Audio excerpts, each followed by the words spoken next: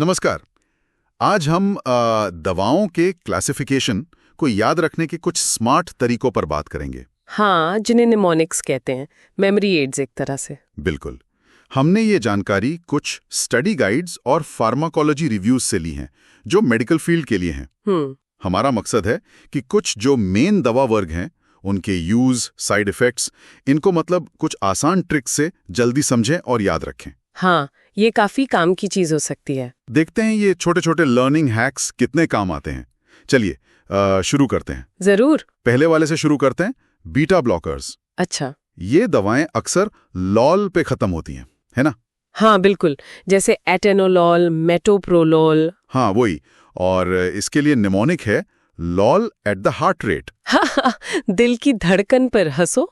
हाँ, सुनने में थोड़ा अजीब है पर याद रखने में मजेदार। सही है। तो ये दवाएं हाई ब्लड प्रेशर HTN और एंजाइना मतलब सीने में दर्द, इसके लिए इस्तेमाल होती हैं। लेकिन इस लॉल के साथ ये भी याद रखना है कि एक साइड इफेक्ट भी है। क्या? ब्रैडीकार्डिया, मतलब दिल की धड़कन धीमी हो सकती है। तो लॉल से धीमी गति याद रह जाती है। हाँ, ये कनेक्शन तो काम करता है। अच्छा, तो ये थे बीटा ब्लॉकर्स जो दिल की गति कम करते हैं। अब उन पर आते हैं जो सीधे ब्लड प्रेशर पर काम करती हैं, AC इनहिबिटर्स। ओके, प्रिल वाले। हाँ, ये अक्सर प्रिल पे खत्म होती हैं। इनका निमोनिक है Pril puts the pressure low. ये तो काफी सीधा है। हाँ, लगता तो है जैसे एनालिप्रिल या लिसिनोप्रिल। ये भी ब्लड प्रेशर कम करने में मदद करती हैं। सही। पर इनके साथ साइड इफेक्ट्स में सूखी खांसी, वो काफी आम है। हाँ, ये सुना है मैंने। और एक और चीज है हाइपरकेलीमिया, मतलब खून में पोटेशियम का लेवल बढ़ जाना। हाँ, और ये जो नाम के पैटर्न है या निमोनिक्स, ये कैसे सीधे दवा के काम से जुड़ते हैं, ये दिलचस्प है। सही। जैसे लॉल धीमी गति की तरफ इशारा करता है और प्रिल प्रेशर कम करने की, और साइड इफेक्ट्स याद रखना भी उतना ही जरूरी है जैसा आपने बताया। बिल्कुल। सूखी खांसी वो परेशान तो करती है पर ज्यादातर गंभीर नहीं होती, लेकिन हाइपरकेलीमिया वो खतरनाक हो सकता है। क्यों?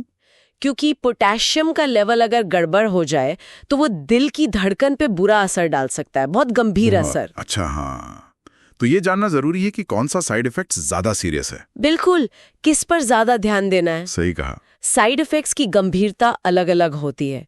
चलिए अब एंटीबायोटिक्स पर आते हैं। इनके लिए एक बड़ा निमोनिक है मेडिकेट। इसमें कई बातें हैं। हाँ, ये तो काफी लंबा है। हाँ, तो सारे अक्षर शायद याद ना रहे, पर कुछ सबसे जरूरी बातें देखते हैं। जैसे M से मॉनिटर फॉर सुपर इन्फेक्शंस, मतलब एंटीबायोटिक लेते हुए दूसरे इन्फेक्शन का खतरा होता है, उस पर नजर रखनी है। अच्छा, हाँ। E से इवैल्यूएट फॉर एलर्जीज। ये तो बहुत ही जरूरी है।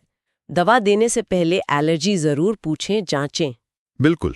D से डायरिया, ये कॉमन साइड इफेक्ट है, पर अगर ज्यादा हो तो डॉक्टर को बताना चाहिए। और I से inform patient to finish all medication, दवा का पूरा कोर्स खत्म करना क्यों जरूरी है ये समझाना। हाँ, ये तो बहुत जरूरी है, वरना रेजिस्टेंस बढ़ता है। सही। ये कुछ खास बातें हैं जो केयर में बहुत मायने रखती हैं। जरूर। और फिर हैं ऑपियोइड्स, जैसे मॉर्फिन या फेंटेनाइल, बहुत स्ट्रॉन्ग दर्द निवारक। हाँ, इनके बारे में जानना बहुत जरूरी है। इनके लिए निमोनिक है PARES। PARES, okay. इसमें A है एनाल्जीजिया, यानी दर्द कम करना। ये इनका मुख्य काम है। लेकिन साथ ही R है रेस्पिरेटरी डिप्रेशन, सांस का खतरनाक रूप से धीमा होना या रुक जाना। ये सबसे बड़ा खतरा है इनका। हाँ, और S है सेडेशन, मतलब नींद आना, सुस्ती।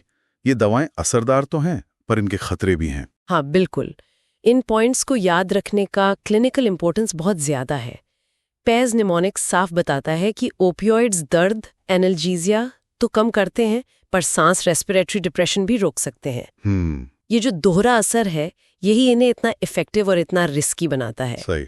और वैसे ही मेडिकेट में एलर्जी या पूरा कोर्स वाली बात सीधे पेशेंट सेफ्टी से जुड़ी है।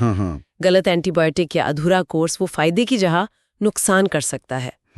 तो ये छोटे मेमोरी ट्रिक्स असल में बेहतर और सुरक्षित देखभाल में मदद करते हैं।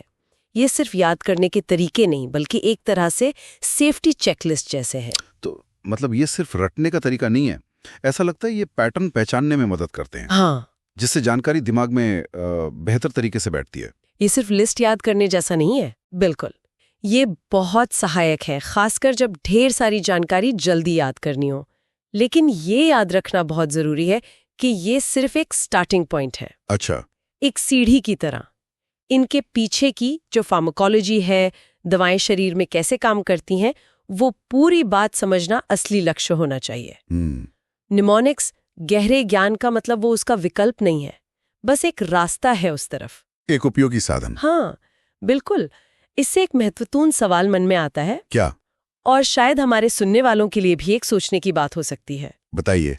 कि क्या इस तरह की पर्सनल मेमोरी ट्रिक्स या निमोनिक्स बनाने की जो तकनीक है वो सिर्फ दवाइयों की जानकारी तक ही सीमित है, या फिर ये अन्य मुश्किल विषयों को सीखने और लंबे समय तक याद रखने में भी हमारी मदद कर सकती है? मतलब क्या ये तकनीकें सीखने का एक यूनिवर्सल टूल हो सकती है? हाँ, कुछ ऐसा ही।